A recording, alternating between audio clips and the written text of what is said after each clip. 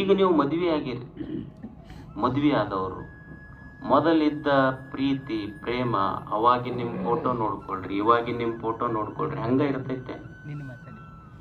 ನಿಮ್ಮ ಮದುವೆ ಫೋಟೋ ನೋಡ್ಕೊಳ್ರಿ, ಈಗಿನ ಫೋಟೋನು ನೋಡ್ಕೊಳ್ರಿ. ನೀವು ಮೊದಲು ನಿಮ್ಮ ಮದುವೆ ಫೋಟೋ ಅದ್ರಾಗ ಒಂದ ಕೋಕೋ ಕೋಲಾ ಬಾಟ್ಲಿ ಇರ್ತೈತಿ, ಸ್ಟ್ರಾ 2 ಇಟ್ಟಿರ್ತಾನ.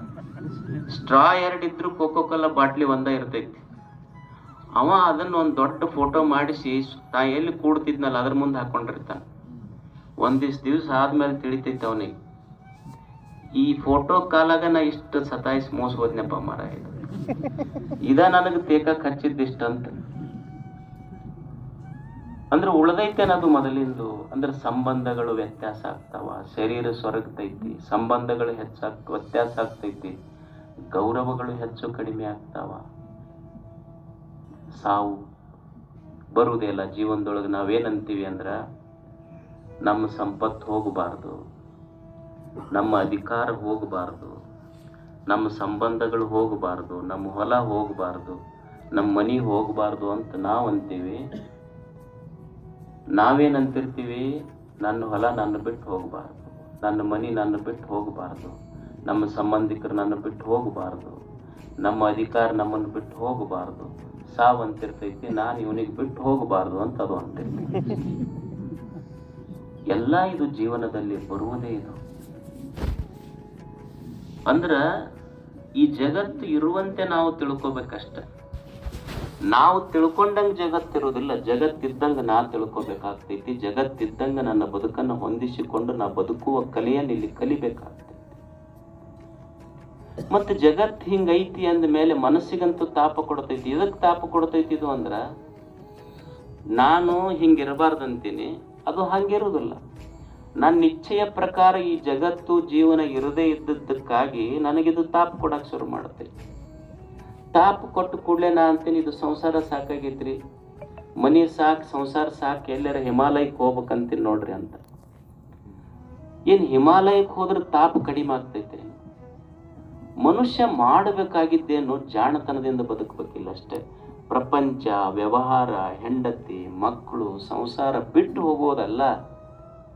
ಒಂದು ಕಲಾ ಇದೆ. ಈಗ ನೋಡಿ, ನಿಮಗ್ ಕಾಲಿಗೆ ಮುಳ್ಳು ಚುಚ್ಚತೈತಿ, ಕಾಲಿಗೆ ಮುಳ್ಳು ಚುಚ್ಚಿದ್ರ ಕಾಲ್ ತಕ್ಕೋಬಾರ್ದು, ಮುಳ್ಳು ತಕ್ಕೊಳ್ಳೋದು ಕಲಿಬೇಕು. ಇದು ಜಾಣತನದ ಸಂಸಾರ ಇದು ಅಷ್ಟೇ. ನಾವೇನ್ ಮಾಡ್ತೀವಿ, ಒಂದ್ ಸ್ವಲ್ಪ ದುಃಖ ಆಯ್ತು ಅಂದ್ರೆ ಒಟ್ಟ ಟೋಟಲ್ ಇದನ್ನ ಮುಗಿಸೇ ಬಿಡ್ಬೇಕಂತೀವಿ ನಾವು. ಹಂಗ ಸಾಧ್ಯ ಇಲ್ಲ.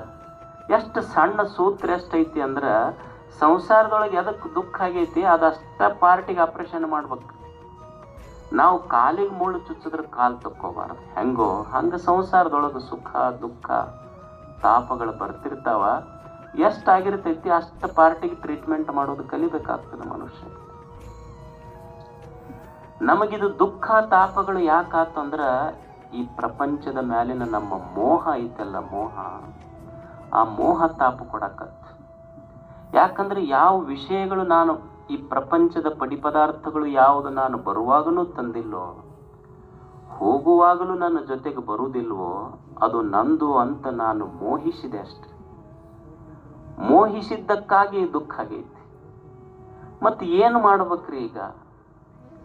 ಇದಕ್ಕೆ ಏನು ಮಾಡ್ಬೇಕು ಅಂದ್ರ, ಈಗ ಒಬ್ಬ ಹಾವಾಡಿಗ ಇರ್ತಾನ.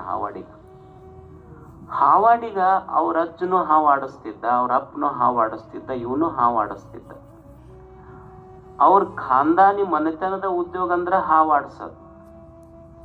ಹಾವು ಆಡ್ಸೋದ್ ಬಿಟ್ರೆ ಅವನಿಗೆ ಬದುಕಕ್ ಬರುದಿಲ್ಲ. ಹಾವು ಆಡ್ಸೋದು ಒಂದ ವಿದ್ಯೆ ಅವನಿಗೆ ಗೊತ್ತಿರೋದು. ಈಗ ಹಾವು ಆಡಿಸ್ಲಿಲ್ಲ ಅಂದ್ರ ಅವನು ಉಪಜೀವನ ನಡೆಯುವುದಿಲ್ಲ. ಹಾವು ಆಡ್ಸಕ್ ಹೋಗ್ತೀಯ, ಅದ್ರೊಳಗೆ ವಿಷದ ಹಲ್ಲೈತಿ, ಕಡ್ದು ಸಾಯ್ತಾನ. ಮಾಡಬೇಕಾದದ್ದೇನು?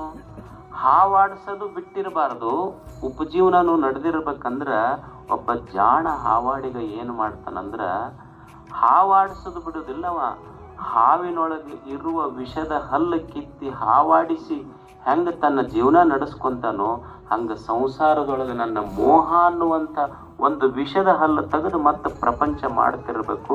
ಅದು ಜಾಣ ಸಂಸಾರ ಅಂತ ಕರೀತಾರ. ಹಾವಿನ ಬಾಯ ಹಲ್ಲ ಕಳೆದು ಹಾವ ನಾಡಿಸ ಬಲ್ಲಡೆ, ಹಾವಿನ ಸಂಘವೇ ಲೇಸು ಕಂಡಯ್ಯ. ಕಾಯದ ಸಂಗವ ವಿವರಿಸಬಲ್ಲಡೆ ಕಾಯದ ಸಂಗವೇ ಲೇಸು ಕಂಡಯ್ಯ.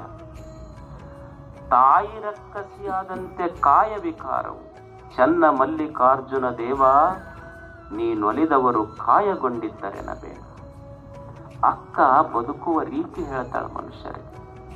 ಏನಿದ್ರು ಸ್ವಲ್ಪ ಜಗತ್ತಿನ ಮೋಹ ಮಾಡಿಕೊಂಡಿಯಲ್ಲಪ್ಪ ಮನುಷ್ಯ, ಸ್ವಲ್ಪ ವಿಚಾರ ಮಾಡಿ ನೋಡು. ಯಾವುದು ಈ ದೇಹದ ಮೇಲೆ ಎಷ್ಟು ನಿನಗ ಮೋಹ ಐತೆಲ್ಲ, ಇದು ನನ್ನ ದೇಹ.